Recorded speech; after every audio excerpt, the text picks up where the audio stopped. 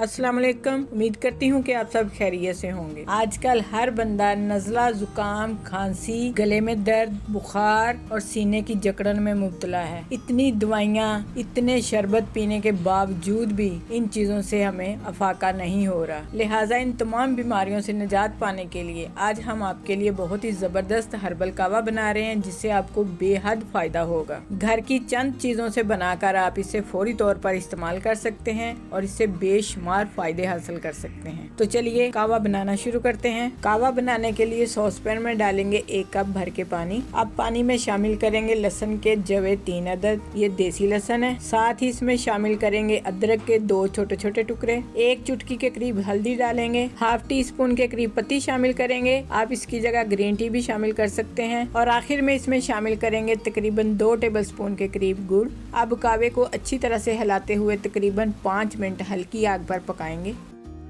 कावे को पकते हुए 5 मिनट हो चुके हैं, तो चलिए अब इसे चूल्हे से उतार लेते हैं। कावा बनकर तैयार है। अब इसे छन्नी की मदद से छान लेते हैं। आप इस कावे को दिन में किसी भी वक्त इस्तेमाल कर सकते हैं। आपने इस कावे का 1 कप भर के नहीं लेना, तकरीबन आपने 3 से 4 चम्मच ये कावा इस्तेमाल करना है। हमने इसमें चीजें इस्तेमाल की हैं, इनका सारा असर जो होता है 1 कप कावे के अंदर ही होता है, तो वो बहुत ज्यादा हैवी हो जाता है। आपने इसको जब भी इस्तेमाल करना है 2 से 3 चम्मच लेकर उसमें लेमन का जूस डालें। अगर आप गुड़ इस्तेमाल नहीं करना चाहते तो इसके अंदर शहद का इस्तेमाल करें। इंशाल्लाह आपको इसका बेशुमार फायदा होगा। अगर आपको वीडियो अच्छी लगे तो प्लीज लाइक करें, शेयर करें। जो हमारे चैनल पर नए हैं वो सब्सक्राइब जरूर करें। अपना बहुत सा ख्याल रखें, हमें दुआओं में याद रखें। अल्लाह हाफिज।